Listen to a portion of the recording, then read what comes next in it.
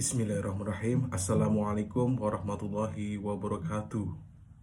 Perkenalkan, nama saya Arif Nur Rahman, mahasiswa Universitas Cyber Asia, Prodi Manajemen kelas MJ 401. Saya akan mempresentasikan pendapat saya secara komprehensif agar Indonesia dapat menghindari jebakan pendapatan menengah atau middle income trap. Presentasi ini guna melengkapi jawaban ujian tengah semester genap tahun ajaran 2025-2026 mata kuliah Perekonomian Indonesia dengan dosen pengampu Bapak Joko Suharyanto SEM MCPOD. Pendapat saya secara komprehensif agar Indonesia dapat menghindari jebakan pendapatan menengah atau middle income trap dan Indonesia dapat melaju menjadi negara maju. Indonesia diperlukan strategi pembangunan ekonomi yang holistik, terintegrasi, dan berkelanjutan. Untuk mengatasi tantangan ini, pemerintah Indonesia perlu merumuskan dan menjalankan kebijakan yang sinergi dari 3 aspek utama, yaitu 1. Kebijakan fiskal, 2. Kebijakan moneter, dan 3. Kebijakan pengelolaan utang luar negeri. Ketiga instrumen ini dapat menjadi fondasi utama dalam mendorong transformasi struktural ekonomi Indonesia. Agar Indonesia dapat terhindar dari middle income trap, aspek utama yaitu kebijakan fiskal. Kebijakan fiskal yang pertama yaitu meningkatkan kualitas sumber daya manusia yang sehat, produktif, dan tangguh.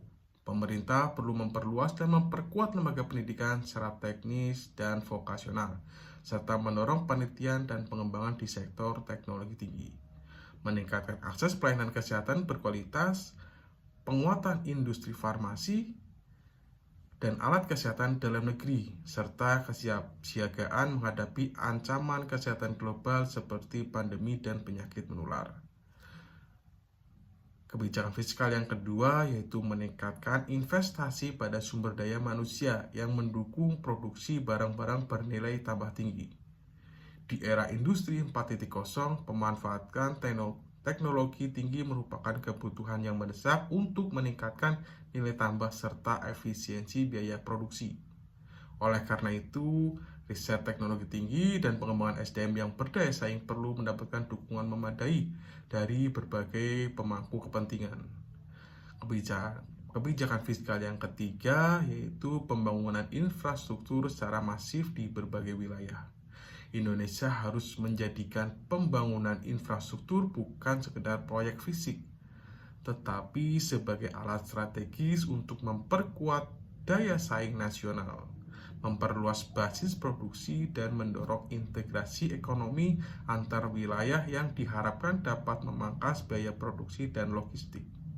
Kebijakan fiskal yang keempat yaitu meningkatkan kebijakan Indonesia dalam rantai pasok global melalui kerjasama internasional. Dengan memperkuat kolaborasi dengan pelaku industri secara global, Indonesia tidak hanya dapat menjadi pasar atau penyedia bahan baku, tetapi juga menjadi bagian penting dari rantai nilai global yang menghasilkan produk bernilai tambah tinggi. Langkah ini penting dalam mendorong transformasi industri dan memperkuat fondasi utama agar Indonesia menjadi negara maju. Selanjutnya, ada kebijakan moneter. Kebijakan moneter yang pertama yaitu menjaga inflasi tetap rendah dan stabil. Inflasi rendah dan stabil dapat menjaga daya beli masyarakat serta menciptakan kepastian harga bagi investor dan dunia usaha.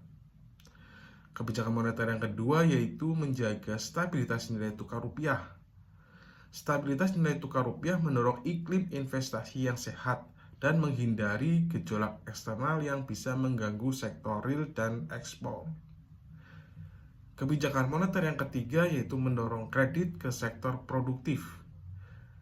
Meningkatkan akses pembiayaan ke sektor-sektor yang menciptakan nilai tambah tinggi serta seperti industri manufaktur, pertanian modern, dan teknologi.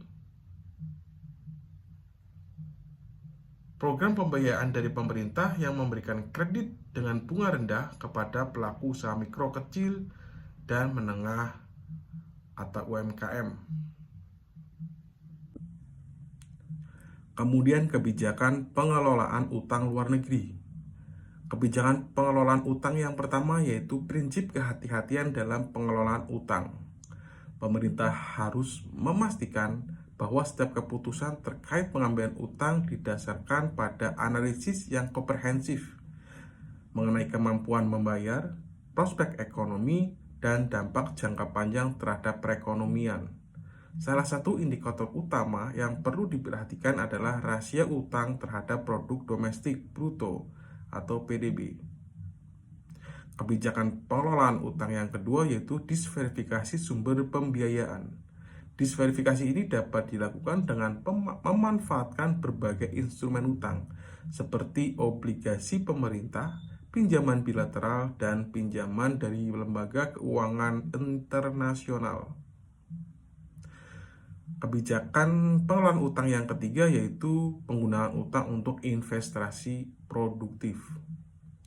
Investasi dalam infrastruktur, misalnya investasi dalam pendidikan dan investasi pada kesehatan, merupakan contoh penggunaan utang yang dapat memberikan manfaat ekonomi yang berkelanjutan. Kebijakan pengelolaan utang yang keempat yaitu transparansi dan akuntabilitas.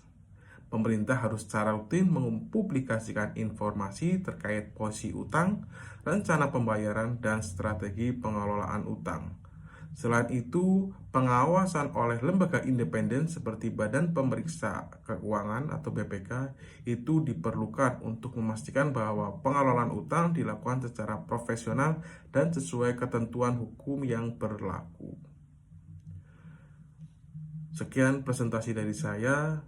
Semoga dapat melengkapi jawaban ujian tengah semester genap mata kuliah Perekonomian Indonesia. Terima kasih. Wassalamualaikum warahmatullahi wabarakatuh.